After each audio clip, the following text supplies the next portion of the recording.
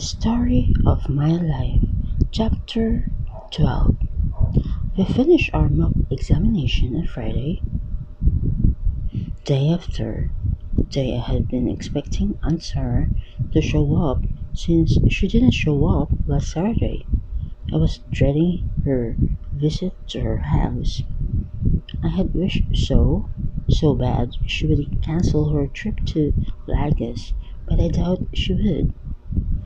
Hey, how was the last paper? Vicky asked me when she came beside me. It was okay, I replied, putting my pencil and question paper into my backpack. So, why the long face? Nothing. Victoria was ignorant of things in my life, and I wasn't going to spill anything to her. Where do you live?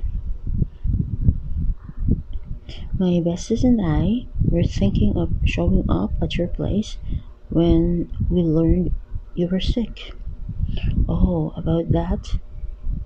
How about this Saturday tomorrow?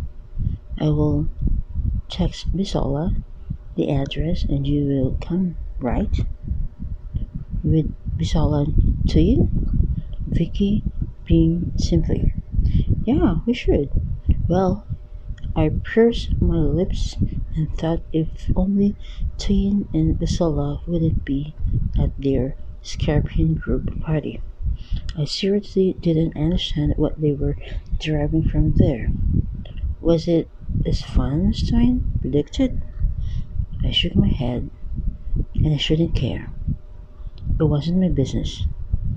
What about Tuyin and Bisola? Still writing their papers. All right, I said, and the sound of a plane in the sky caught my attention, briefly distracting me from Vicky. Hey babe, I cut Vicky's shoulders. I'm off.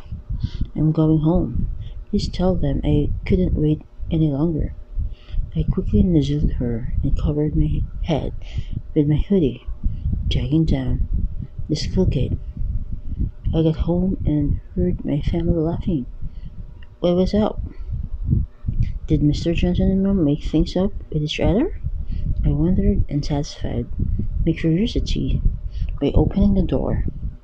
Their laughter stopped shortly after I stepped in. All eyes were on me. I uncovered my head and scanned the living room, and she was beside my mother. Aunt Sarah was here finally.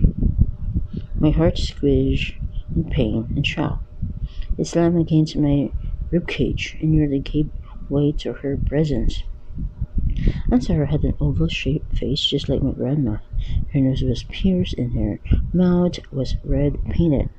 Her hair was obviously washed and set. She was in jeans, a red round blouse with a black jacket, and canvas shoes. My aunt looked at me from head to toes with cold eyes. Why are your sneakers dirty?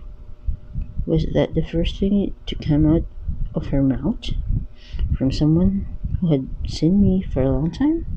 God, I just hope she wouldn't just change my foster dad's mind to make me follow her, even though I knew it was my personal decision. It was my life and nobody else. Step into the mud accidentally. Huh? Aunt Sarah said, glancing at me skeptically. Hey baby, my mom said and came to kiss me on my forehead. You left your siblings' school. Sorry mom, I said, and so Aunt Sarah looked at me. Not with harshness, but with curiosity or scrutiny. You know, they do come home together, and I'm guessing they are still having class. Okay, go in and rest. Thanks. I responded and smiled. Hey Granny. Hey, sir, I agreed without sparing my adopted father in glance. By the time night fell, I still hadn't come back to the sitting room for fear of seeing Aunt Sarah. The look she gave me when I entered the house this afternoon was annoying. Look of hatred, look of curiosity, look of interest. I started pacing and silently praying to God to give me the grace to stay here, even though I had made my decision. My mind was already made up, and I just only hoped my aunt wouldn't make my adopted father forcefully make me follow her here. There were my siblings and loved ones too. It wasn't going to be easy. Food is ready, Bai informed me when he peeped into my room. We'll be there in a second. I changed into my pajamas and quickly packed up my newly braided hair in a bun before heading to the dining table. My family was already there, serving themselves. I took a seat beside my mom and saw no sight of Basula. Where is Basula? I asked and started serving myself beans and fried plantains. In the room doing her homework, she said she would come out for dinner after she's done. Okay, I said and started eating. Aunt Sarah and my adopted father kept talking about their childhood memories, which got everyone laughing except for me. I was worried sick. So, Rachel, how had she been behaving? Aunt Sarah gestured to me all of a sudden. Oh, she has been wonderful and supporting. Mom smiled at me. Huh? Mr. Johnson said, tilting his head skeptically. So, since you know the kind of financial breakdown this family is in, why did you come to my place? Aunt Sarah asking, looking straight into my eyes. Since you have been wonderful and supportive, you can just pack away from here to ease the burden in his family. Oh, what a funny way of persuading me to follow you. We aren't complaining, sir. Mom interjected firmly. Ashley had been noticing she was standing on her ground and wouldn't be scared of whatever consequences were to come. Oh well, my brother is. And Sarah snapped back and glared at Mom. So, had they been pretending to like each other? But at this moment, I didn't know what to make of their relationship. She's my daughter, and she stays wherever I stay. None of it concerns you, Sarah, Mom said, not taking her gaze off on Sarah. This was about me and my fault. They were acting this way to each other, which wasn't supposed to be because Aunt Sarah was Mom's sister-in-law. I knew they were like each other with the way they were laughing together. It was obvious they liked each other, but this night, it seemed despite the love my mom had for her, she was prepared for whatever was going to happen, even if it was disrespectful on Sarah. Well, it does now, because my brother can't be working himself off. Well, all of you have to do is demand cash from him, or the fact that he had to feed an extra mouth, Ansara said, and eyed me with hatred. I lost my appetite instantly, and about the food, this drama between them was enough to last me for tonight. Well, fortunately, I am working myself up too. It's not only your brother. That is, even he has a job.